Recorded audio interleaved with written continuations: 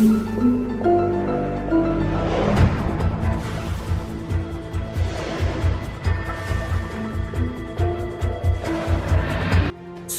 Court ने अपने एक अहम आदेश में कहा है कि किसी भी पक्षकार या याचिकाकर्ता की ओर से दायर किए जाने वाली अर्जी में उसके धर्म और जाति का उल्लेख नहीं होना चाहिए।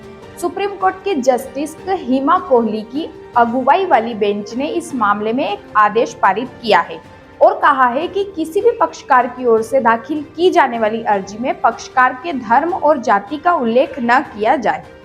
आइए जानते हैं सुप्रीम कोर्ट ने आदेश में क्या कहा। सुप्रीम कोर्ट ने इस मामले में निर्देश जारी करते हुए कहा कि यह निर्देश रजिस्ट्रार के सामने भेजा जाए। इसके साथ ही कहा कि इस आदेश की कॉपी देश भर के तमाम हाई कोर्ट के रजिस्ट्रार जनरल के सामने भेजा जाए। सर्वोच्च अदालत में पति पत्नी के बीच एक वैवाहिक विवाद का मामला सामने आया था और ट्रांसफर पिटीशन दाखिल की गई थी। इस दौरान जो याचिका थी उसके साथ जो मेमो लगाया गया था उसमें पक्षकारों की जाति का जिक्र था। इस तरह की प्रैक्टिस खत्म की जानी चाहिए। इस दौरान सुप्रीम कोर्ट ने नाराजगी जाहिर की और कहा कि इस तरह की प्रैक्टिस को खत्म किया जाना चाहिए। सुप्रीम कोर्ट ने कहा कि ऐसा कोई कारण नहीं है कि धर्म और जाति किसी पक्षकार का मेमो में याचिका के साथ लगाया जाए। इस तरह के प्रैक्टिस को खत्म किया जाए।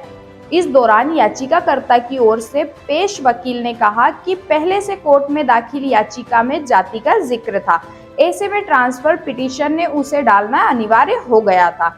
जाति और धर्म का जिक्र याचिका में ना हो, यह भी सुप्रीम कोर्ट ने सुनवाई के दौरान कहा।